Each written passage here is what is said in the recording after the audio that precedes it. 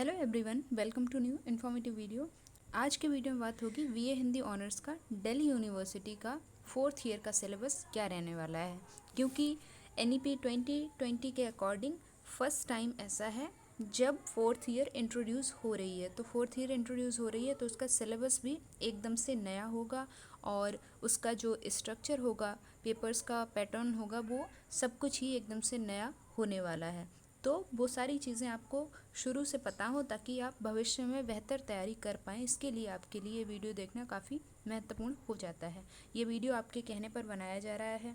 तो आप सबको पता होगा कि जो 4th ईयर है, अभी तक 3rd ईयर तक आप पढ़ के आ चुके हैं। तो 3rd ईयर के बाद जिन लोगों ने एग्ज़िट कर दिया होगा तो उन लोगों को तो ऑनर्स की डिग्री प्रोवाइड कर दी गई होगी।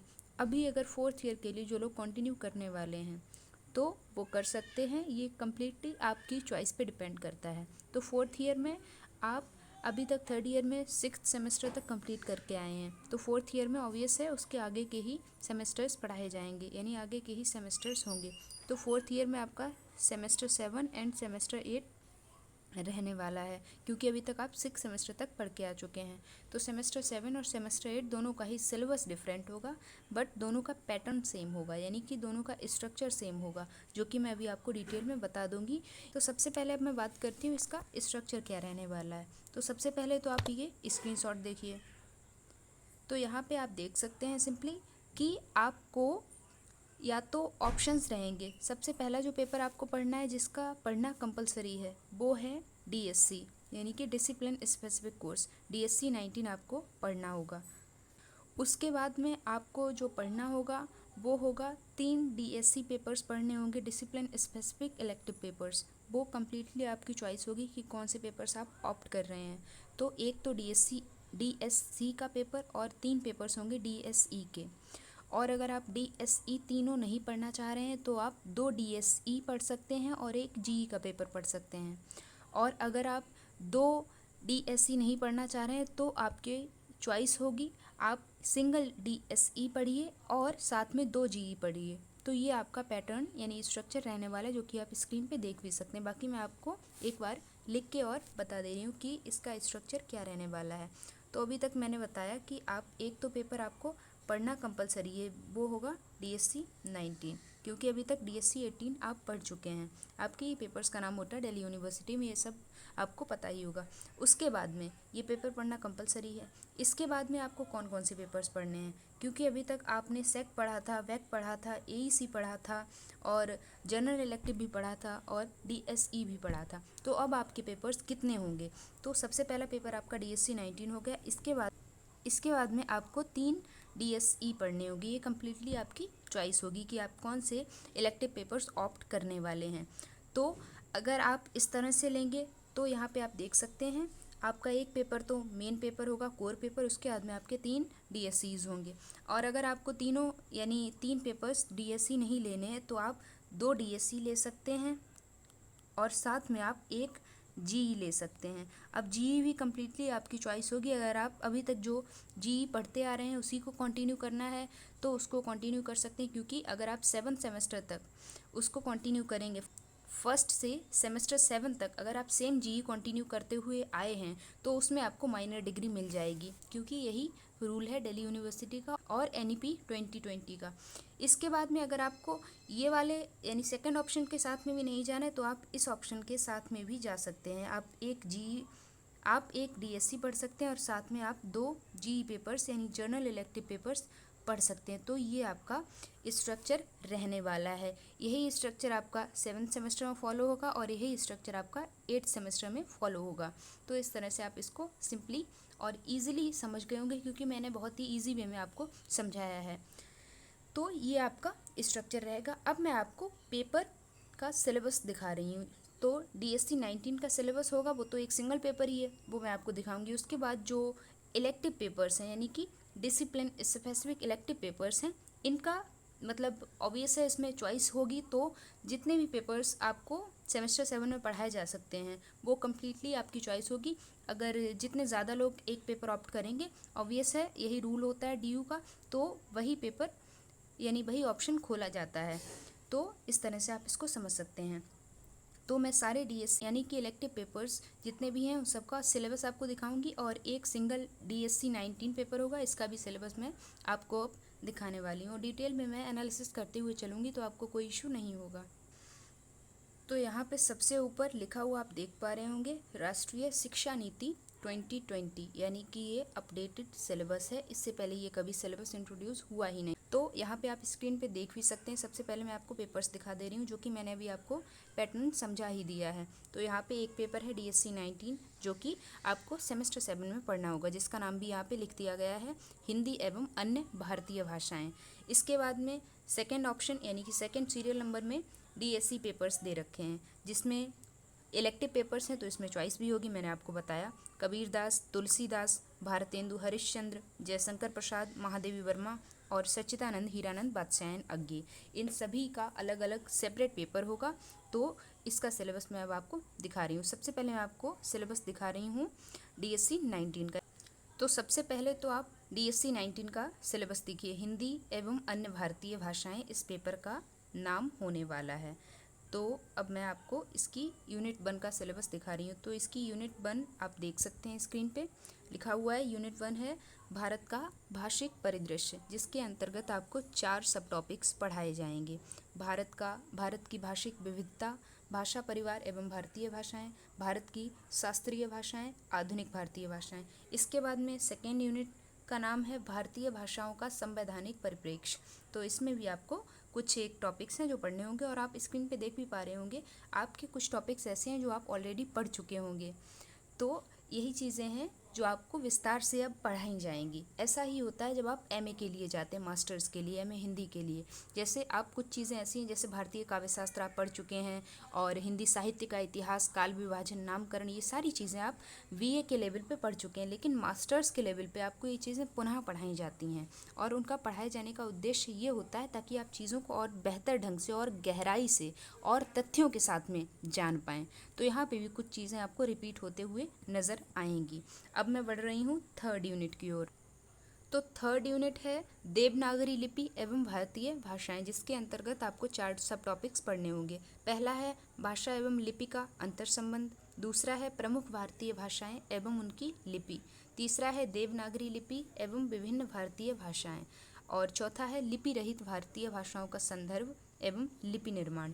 इसी तरह से फोर्थ यूनिट का सिलेबस भी आप देख सकते हैं कि इसमें कौन कौन से टॉपिक्स कवर किए गए हैं। तो इनका आप स्क्रीनशॉट ले लीजिए, या आप कहेंगे तो मैं आपको इसकी पीडीएफ भी प्रोवाइड करा दूंगी, उसमें मुझे कोई इशू नहीं है। बस आप अभी ध्यान से सुनिए। अब मैं बात कर रही हूँ सेकेंड पेपर की, यानी कि अभी तक बात हो गई है डीएससी 19 की, जो कि कोर पेपर आपका होने वाला है। अब मैं एडिशनल पेपर्स यानी इलेक्टिव पेपर्स की बात करूंगी। तो उसमें आपने जो पेपर ऑप्ट किया है उसका सिलेबस का आप स्क्रीनशॉट ले सकते हैं, या मैं आपको उसकी पीडीएफ प्रोवाइड करा दूंगी। और जो आपने ऑप्ट नहीं किया है वो आप चाहें तो उसे स्किप भी कर सकते हैं, it is completely up to you. तो मैं अब आपको डीएससी पेपर्स का सिलेबस दिखा रही हूँ। तो सबसे पहले मैं बात करूँगी इलेक्टिव पेपर है कबीरदास पर। तो इस पेपर का सिलेबस क्या रहने वाला है। तो इसकी फर्स्ट यूनिट है कबीरदास का जीवन व्रत एवं रचनाएं, यानी उनका कुछ जीवन परिचय, बेसिक डिटेल्स इस यूनिट में आपको प्रोवाइड की जाएंगी। तो इसके अंतर्गत कबीर का जीवन परिचय, भक्ति आंदोलन और कबीरदास जी की रचनाएं, साखी, सवद, रमैनी, कबीरदास जी की भाषा। इसके बाद में दूसरी यूनिट है कबीरदास जी का समय। इसके अंतर्गत आपको सामाजिक परिस्थितियाँ, राजनीतिक परिस्थितियाँ, धार्मिक परिस्थितियाँ, सांस्कृतिक परिस्थितियाँ। तो थर्ड यूनिट है कबीरदास जी का व्यक्तित्व, एक समाज सुधारक के रूप में। हालांकि ये चीज़ें आपने ऊपर ऊपर से पढ़ रखी हैं, लेकिन अब आप गहराई से चीज़ों को जानेंगे। कबीरदास जी का चिंतन, दर्शन एवं धर्म, कबीरदास जी की भक्ति। और कबीरदास जी पर एक प्रश्न बहुत बार पूछा जाता है कि ये एक भक्त कवि हैं या फिर एक समाज सुधारक। तो वैसे ही अब चीज़ें आप ज़्यादा बेहतर ढंग से जान पाएंगे जब आप दोनों ही टॉपिक्स को एक सिंगल यूनिट में पढ़ेंगे। इसके बाद है कबीर की लोकप्रियता एवं कबीर पंथ। इसके बाद में फोर्थ यूनिट है पाठ आधारित व्याख्या, यानी कि यहाँ पे कुछ टेक्स्ट लगाया जाएगा, जैसे कि इनके कुछ साखी लगी होंगी, शब्द लगे होंगे, तो ये आपको पढ़ाई जाएंगी। अभी तक तो सिर्फ कबीरदास जी के बारे में आपको थर्ड यूनिट तक पढ़ाया जाएगा। इसके बाद में फोर्थ यूनिट में कुछ टेक्स्ट लगा होगा जो आपको पढ़ाया जाएगा। तो यहाँ पर इस टेक्स्ट को आप चाहें तो स्क्रीनशॉट ले सकते हैं। अब मैं बात करूँगी दूसरे इलेक्टिव पेपर पर। तो दूसरा इलेक्टिव पेपर जो है वो तुलसीदास पर आधारित है। इसका सिलेबस मैं अब आपको दिखा रही हूँ। तो तुलसीदास जी का आप सभी ने नाम सुना ही होगा। भक्ति काल के राम भक्ति शाखा के प्रमुख या फिर अग्रणी कवि माने जाते हैं महाकवि तुलसीदास जी। तो तुलसीदास जी पर आधारित इस पेपर की पहली इकाई है, आप देख सकते हैं, तुलसीदास युग एवं साहित्य, जिसके अंतर्गत आपको पढ़ाया जाएगा तुलसीदास जी का साहित्यिक योगदान, भक्ति आंदोलन का स्वरूप और तुलसीदास, राम भक्ति शाखा की विशेषताएं, राम काव्य परंपरा में तुलसीदास जी का योगदान, भारतीय सौंदर्य बोध और तुलसीदास। इसी तरह से दूसरी यूनिट है श्री रामचरित मानस। तो इसके कुछ एक खंड आपको पढ़ाए जाएंगे। जैसा कि आपको पता है कि श्री रामचरित मानस 7 खंडों में विभाजित है। आप सभी ने बीए हिंदी ऑनर्स के अपडेटेड सिलेबस की बात कर रही हूँ, उसके अकॉर्डिंग आप सबने सुंदरकांड अवश्य पढ़ लिया होगा। अब आपको यहाँ पर क्या क्या पढ़ाया जाएगा इसको आप देखिए। तो यहाँ पे आपको बालकांड के कुछ दोहे और चौपाइयाँ पढ़नी है। आप यहाँ पे इनकी संख्या भी नोट डाउन कर सकते हैं। इसी तरह सुंदरकांड आपको 3 दोहा संख्या 3 से लेकर 10 तक पढ़ना होगा, जिसके अंतर्गत जो चौपाई आएंगी वो भी संकलित होंगी। इसके बाद बात करूँ तो सेकेंड यूनिट का इतना ही सिलेबस था। थर्ड यूनिट में बात करूँ तो विनय पत्रिका, जो कि महाकवि तुलसीदास जी की ही लिखी गई एक महत्वपूर्ण कृति है। इसमें पद संख्या 100 से लेकर 110 तक, यानी 10 पद आपको विनय पत्रिका के पढ़ाए जाएंगे थर्ड यूनिट में। इसके बाद में फोर्थ यूनिट है तुलसी साहित्य की प्रवृत्तियाँ, जिसके अंतर्गत आपको तुलसीदास जी की भक्ति भावना, इनकी समन्वय चेतना, सामाजिक चेतना और रामचरितमानस में राम सुग्रीव मैत्री प्रसंग। इसी तरह से अंतिम टॉपिक है तुलसीदास की भाषा या फिर तुलसीदास का भाषा शिल्प। तो ये रहने वाला है आपका DSC 2 का पेपर, जो कि नाम है इस पेपर का तुलसीदास। तो ये आपका सेकेंड इलेक्टिव पेपर का सिलेबस रहने वाला। अब मैं आपको थर्ड इलेक्टिव पेपर का सिलेबस बता रही हूँ। तो थर्ड इलेक्टिव पेपर है भारतेंदु हरिश्चंद्र जी पर आधारित। DSC अगला है जो वो भारतेंदु हरिश्चंद्र जी पर आधारित है। अगर आपने ये पेपर ऑप्ट किया है तो इसका सिलेबस आपके लिए देखना ज़रूरी हो जाता है। तो मैं अब आपको इसका सिलेबस यूनिट वाइज दिखाऊंगी। तो फर्स्ट यूनिट आप स्क्रीन पे देख भी सकते हैं। फर्स्ट यूनिट का सिलेबस क्या रहने वाला है, मैं इसको पढ़ दे रही हूँ। फर्स्ट यूनिट है आधुनिक हिंदी साहित्य की पृष्ठभूमि और भारतेंदु युग। क्योंकि हिंदी साहित्य जगत में जब आप हिंदी साहित्य का इतिहास पढ़ते हैं तो काल विभाजन पढ़ते हैं, तो काल विभाजन में जब आप आदिकाल के बाद मध्यकाल और मध्यकाल के बाद आधुनिक काल पर पहुंचते हैं तो उसकी शुरुआत कहीं ना कहीं भारतेंदु हरिश्चंद्र जी के जन्म से ही मानी जाती है। तो ये युग पुरुष के रूप में उभर कर सामने आते हैं। तो इनसे संबंधित आपको पूरा एक पेपर पढ़ाया जाएगा जहाँ पर विस्तार से चीज़ें आपको बताई जाएंगी। तो फर्स्ट यूनिट के अंतर्गत भारतेंदु हरिश्चंद्र जी का रचना संसार, सामान्य परिचय, भारतेंदु युगीन परिस्थितियाँ, भारतेंदु युगीन साहित्यिक प्रवृत्तियाँ, भारतेंदु हरिश्चंद्र और हिंदी नवजागरण का क्या अंतर संबंध था, इस पर आपको विस्तृत चर्चा करनी होगी। सेकेंड यूनिट की बात करें तो सेकेंड यूनिट है भारतेंदु हरिश्चंद्र काव्य पक्ष एवं पत्रकारिता, जिसके अंतर्गत आपको गंगा वर्णन, दशरथ विलाप, मातृभाषा प्रेम से संबंधित दोहे, निज भाषा उन्नत अहि सब उन्नति को मूल, बिन निज भाषा ज्ञान के मिटत न हिय के सूल। तो इस तरह से लिखते हैं भारतेंदु हरिश्चंद्र जी। इसके बाद में मुकरियाँ पढ़नी होंगी भारतेंदु जी की, तो ये मुकरियाँ आप नोट डाउन कर सकते हैं। इसके बाद में जो सेकेंड यूनिट है उसका लास्ट टॉपिक है संपादक के रूप में भारतेंदु हरिश्चंद्र, बालाबोधिनी इनकी ही पत्रिका है और हरिश्चंद्र मैगजीन भी भारतेंदु हरिश्चंद्र जी की ही पत्रिका है जिसको इन्होंने शुरू किया था। इसके बाद में थर्ड यूनिट की बात करें तो थर्ड यूनिट है भारतेंदु हरिश्चंद्र नाट्य पक्ष, जिसमें आपको अंधेर नगरी और सत्य हरिश्चंद्र नाटक पढ़ना है। इसके बाद में लास्ट और फोर्थ यूनिट है निबंध एवं अन्य गद्य विधाएं, जिसके अंतर्गत आपको भारतेंदु हरिश्चंद्र जी के कुछ निबंध और जो अन्य गद्य विधाएं हैं जैसे कि यात्रा संस्मरण और हास्य व्यंग पढ़ना है, जिसमें आपको पहला निबंध जो है वो है भारत वर्षोन्नति कैसे हो सकती है। ये भारतेंदु हरिश्चंद्र जी के द्वारा लिखा गया एक महत्वपूर्ण निबंध है परीक्षा की दृष्टि से भी, तो ये आपको पढ़ाया जाएगा। इसके बाद में दिल्ली दरबार दर्पण बहुत ही महत्वपूर्ण निबंध है। इसके बाद में नाटक निबंध आप सबने अवश्य पढ़ लिया होगा, बीए हिंदी ऑनर्स के सिलेबस में ये निबंध पढ़ाया जा चुका है और अगर अभी तक ढंग से नहीं पढ़ा था तो आपको बहुत ही गहराई से पढ़ाया जाएगा और आपको पढ़ना भी होगा। इसके बाद में सरयू पार की यात्रा एक यात्रा संस्मरण है भारतेंदु हरिश्चंद्र जी द्वारा लिखा गया।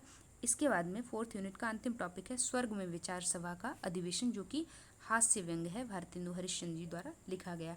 तो ये तो रहेगा आपका discipline specific elective paper Bharatendu Harishchandra का सिलेबस। इसके बाद में अगले पेपर पर जो कि इलेक्टिव पेपर होगा उस पर बात करती हूँ। तो नेक्स्ट जो इलेक्टिव पेपर का सिलेबस मैं अब आपको बताऊंगी वो है जयशंकर प्रसाद जी पर आधारित एक पेपर। अगर आपने ये पेपर ऑप्ट किया है तो इसका सिलेबस आप ज़रूर ध्यान से देखिए। तो फर्स्ट यूनिट की बात करूं तो फर्स्ट यूनिट होने वाली है बेसिक डिटेल्स से रिलेटेड ही होती है फर्स्ट यूनिट। अभी तक तो आपने इतना एनालिसिस कर लिया होगा। तो जयशंकर प्रसाद जी का जीवन व्रत, जिसके अंतर्गत आपको प्रसाद का जीवन परिचय, छायावाद और जयशंकर प्रसाद का क्या संबंध रहा है, क्योंकि छायावाद के प्रमुख आधार स्तंभ हैं।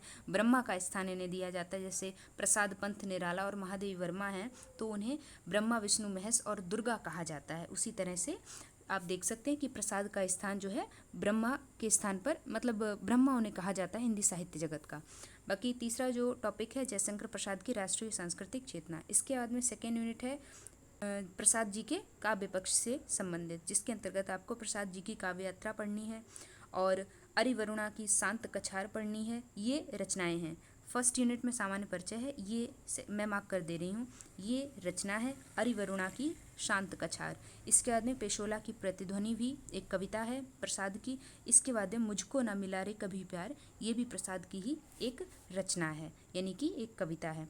आगे बात करूँ तो सेकेंड यूनिट के बाद में अब मैं थर्ड यूनिट पर आ रही हूँ। तो थर्ड यूनिट की बात करूँ तो इसमें आपको जयशंकर प्रसाद कृत नाटक पढ़ाए जाएंगे। तो अभी तक आपने बीए हिंदी ऑनर्स के सिलेबस में ध्रुव स्वामिनी नाटक अवश्य पढ़ा होगा। तो अब आपको यहाँ पर पढ़ना होगा स्कंदगुप्त नाटक। थर्ड यूनिट का सेकेंड टॉपिक है। थर्ड यूनिट का फर्स्ट टॉपिक है जयशंकर प्रसाद की नाट्य यात्रा का सामान्य परिचय, और एक नाटक पढ़ाया जाएगा जो कि होगा स्कंदगुप्त। इसके बाद में फोर्थ यूनिट है निबंध एवं अन्य गद्य विधाएं, यानी कि इसमें आपको प्रसाद की कुछ रचनाएं पढ़नी होंगी, जिसमें निबंध भी होंगे, कहानी भी होगी। तो पहला जो निबंध आपको पढ़ना है प्रसाद का वो है काव्य और कला। दूसरा निबंध आपको प्रसाद का पढ़ाया जाएगा रंगमंच। तीसरी कहानी पढ़ाई जाएगी मधुआ। तो इस तरह से आप ये स्क्रीनशॉट ले लीजिए या फिर नोट डाउन कर लीजिए। मैं तो कहूँगी, क्योंकि मैं अपने समय में सिलेबस को जब तक खुद कॉपी पर नहीं लिख लेती थी तब तक मुझे क्लैरिटी नहीं आती थी। तो आप अपनी कॉपी पर खुद से एक बार सिलेबस ज़रूर उतारिए, ताकि आप बाद में उसे देखें और समझें कि आपको क्या क्या पढ़ना है। तो उस तरह से भी आप बेहतर ढंग से अपनी परीक्षा की तैयारी कर पाते हैं। इसके बाद मैं अगले डीएससी पेपर पर आ रही हूँ। अगला जो इलेक्टिव पेपर है वो है महादेवी वर्मा पर आधारित। तो इसका सिलेबस क्या रहने वाला है ये भी आप देख लीजिए। तो मैं यूनिट वाइज आपको इसका सिलेबस भी बताऊंगी। तो फर्स्ट यूनिट रहने वाली है, अगर आपने ये पेपर ऑप्ट किया है, क्योंकि महादेवी वर्मा मुझे बहुत प्रिय है, क्योंकि मैं जिस शहर की रहने वाली हूँ फर्रुखाबाद की, वहीं पे महादेवी वर्मा का जन्म सन 1907 ईस्वी में हुआ था। तो इसलिए मुझे महादेवी वर्मा जी से अत्यंत लगाव महसूस होता है। तो फर्स्ट यूनिट है छायावाद और महादेवी वर्मा, यानी कि महादेवी वर्मा का सामान्य परिचय, जिसके अंतर्गत छायावाद और महादेवी वर्मा, स्वाधीनता आंदोलन में महादेवी वर्मा का योगदान, संपादक के रूप में महादेवी वर्मा का योगदान। इसके बाद में दूसरी यूनिट है महादेवी वर्मा का काव्य पक्ष। तो इसमें आपको पढ़ना है महादेवी वर्मा की काव्य यात्रा, वेदना तत्व, क्योंकि इनकी रचनाओं में, इनकी कविताओं में वेदना का स्वर काफ़ी प्रमुख रहा है। जब ये लिखती हैं कि बीन भी हूँ मैं तुम्हारी रागनी भी हूँ, तो यहाँ पर इनका एक वेदना का भाव उद्वेलित होता है। रहस्य भावना और सौंदर्य चेतना। इसके बाद में काव्य संवेदना, और अंतिम टॉपिक है काव्य शिल्प, जिसके अंतर्गत आपको भाषा, बिंब और प्रतीक और गीत पढ़ना होगा। इसके बाद में मैं बात करती हूँ थर्ड यूनिट की। थर्ड यूनिट में गद्य पक्ष है, क्योंकि अभी तक आपने वर्मा जी का काव्य पक्ष पढ़ा, यानी काव्यगत विशेषताएं क्या हैं, तो अब आपको गद्यगत विशेषताएं पढ़नी होगी थर्ड यूनिट में। इसमें आपको स्त्री समस्या और आलोचना कर्म, रेखा चित्रों का वैशिष्ट, संस्मरण लेखन, गद्य का वैशिष्ट। तो ये आपको कुछ चीज़ें ऐसी हैं जो वर्मा जी के गद्य पक्ष से आधारित और काव्य पक्ष से आधारित गहराई से जाकर पढ़नी होगी कि उनकी विशेषताएं क्या रहती हैं। अब आपको जो टेक्स्ट पढ़ना है, यानी कि कविताएं आदि जो वर्मा जी की लगी हुई हैं वो आप देख लीजिए, वो फोर्थ यूनिट में पढ़ाई जाएंगी, पाठ आधारित अध्ययन। तो पहली जो कविता लगी हुई है वो लगी हुई है मैं नीर भरी दुख की बदली। आपने ये कविता पढ़ ली होगी अवश्य। तो यहाँ पर आपको इसको गहराई से पढ़ाया जाएगा, या फिर गहराई से आप इसको पढ़ेंगे। इसके बाद में दूसरी कविता है कौन तुम मेरे हृदय में, और तीसरी कविता है मधुर मधुर मेरे दीपक जल। तो ये तीन कविताएं आपको वर्मा जी की पढ़नी होगी। इसके बाद में दूसरा टॉपिक है आलोचना आधुनिक नारी। इसके बाद में तीसरा टॉपिक है संस्मरणात्मक रेखा चित्र, सुभद्रा कुमारी चौहान, क्योंकि सुभद्रा कुमारी चौहान इनकी काफ़ी अच्छी मित्र थी, या फिर जिस विद्यालय में ये पढ़ती थी इनकी सीनियर थी सुभद्रा कुमारी चौहान, तो उनसे इनका काफ़ी मैत्रीपूर्ण व्यवहार रहता था। तो उन पर इन्होंने ये रेखा चित्र लिखा है, जिसको आपको पढ़ना होगा। इसके बाद में परख मेरा परिवार, तो आपको ये कुछ ऐसे टॉपिक्स हैं जो वर्मा जी से संबंधित पढ़ाए जाएंगे 4th यूनिट के अंतर्गत। अगले इलेक्टिव पेपर की बात करूं, अगर आपने सच्चिदानंद हीरानंद वात्स्यायन अज्ञे जी से संबंधित ये पेपर ऑप्ट किया है तो आपको इसका सिलेबस अवश्य पता होना चाहिए। तो मैं यूनिट वाइज आपको इनका सिलेबस भी बताऊंगी और समझाऊंगी। तो सबसे पहले मैं बात करती हूँ सीधा यूनिट 1 पर। तो पहली जो इकाई है वो आप देख सकते हैं अज्ञे जी का साहित्यिक योगदान। प्रयोगवाद और अज्ञे, क्योंकि प्रयोगवाद युग का प्रणेता या फिर प्रवर्तक अज्ञे जी को ही माना जाता है। तो यहाँ पर प्रयोगवाद और अज्ञे जी का क्या संबंध रहा है तो उसको आपको पढ़ाया जाएगा। इसके बाद में सेकंड टॉपिक है प्रयोगवाद की प्रमुख विशेषताएं। क्योंकि राहों के अन्वेषी कहे जाते हैं अज्ञे जी, तो प्रयोगवाद की मुख्य विशेषता भी एक यही है कि प्रयोग करते रहना निरंतर। तो इसीलिए राहों के अन्वेषी शब्द काफ़ी महत्वपूर्ण हो जाता है इस युग की बात करें तो। इसके बाद में तीसरा टॉपिक है अज्ञे का काव्य और चौथा टॉपिक है अज्ञे का गद्य साहित्य। इन दोनों का ही काव्य पक्ष और गद्य पक्ष का सामान्य परिचय आपको पढ़ाया जाएगा। इसके बाद में दूसरे यूनिट की बात करूं तो दूसरी यूनिट है अज्ञे का कवि कर्म। इसके अंतर्गत आपको कुछ टेक्स्ट लगाया गया है, यानी कि कुछ कविताएं लगाई गई जो आपको पढ़नी होगी। तो पहली कविता है कलगी वाजरे की, जो आपने शायद पढ़ी भी होगी। इसके बाद में दूसरी कविता है यह दीप अकेला। ये कविता आपने अवश्य पढ़ी होगी। बीए हिंदी ऑनर्स के सिलेबस में यह दीप अकेला स्नेह भरा है गर्भ भरा मधमाता पर, इसको भी पंक्ति को दे दो। तो ये ही कविता आपको विस्तार से पढ़ाई जाएगी। आगे बात करूँ तो सेकेंड यूनिट में आपके अगले टॉपिक्स हैं जितना तुम्हारा सच है। ये आप सबने पंक्ति अवश्य सुनी होगी कि मौन भी अभिव्यंजना है, जितना तुम्हारा सच है उतना कहो। तो ये बहुत ही छोटी कविता है लेकिन बहुत ही गहरे अर्थ का वहन करती है। तो ये कविता आपको पढ़ाई जाएगी। इसके बाद में अगली कविता है आज थका ही है हारिल मेरा, ये आपको पढ़ाई जाएगी। इसके बाद में शब्द और सत्य। आगे बात करूँ तो अज्ञे जी का जो कथा साहित्य है वो आपको थर्ड यूनिट के अंतर्गत पढ़ाया जाएगा, जिसमें आपको शरणदाता कहानी पढ़ाई जाएगी और खितीन बाबू कहानी पढ़ाई जाएगी और अपने अपने अजनबी उपन्यास। बहुत ही मोटा उपन्यास है लेकिन काफ़ी महत्वपूर्ण और फेमस उपन्यास है, तो ये आपको पढ़ाया जाएगा। तो आप यहाँ से भी एनालाइज कर सकते हैं। अगर आपको ज़्यादा मतलब हिम्मत नहीं है ज़्यादा सिलेबस पढ़ने की तो आप उस हिसाब से पेपर ऑप्ट करें ताकि आप उसको बाद में ढंग से पढ़ पाएँ, बाद में आपको लीपापोती ना करनी पड़े। तो ये भी चीज़ें आप समझ सकते। मैं आपको काफ़ी ग्राउंड रियलिटी बताती चलती हूँ ताकि आपको बाद में कोई प्रॉब्लम फेस ना करनी पड़े। आगे बात करूँ तो 4th यूनिट है अन्य गद्य विधाएँ, जिसके अंतर्गत आपको पढ़ना होगा अज्ञे जी का एक निबंध अपनी निगाह में और बहता पानी निर्मला यात्रा संस्मरण अज्ञे जी का पढ़ना होगा। इसके बाद में रूढ़ी और मौलिकता आलोचना है अज्ञे जी के द्वारा लिखी गई, तो ये आपको पढ़नी होगी। तो आपने ये चीज़ एनालाइज की होगी क्योंकि मैं भी वीडियो बना रही हूँ तो मैं भी ये सिलेबस अभी ही देख रही हूँ।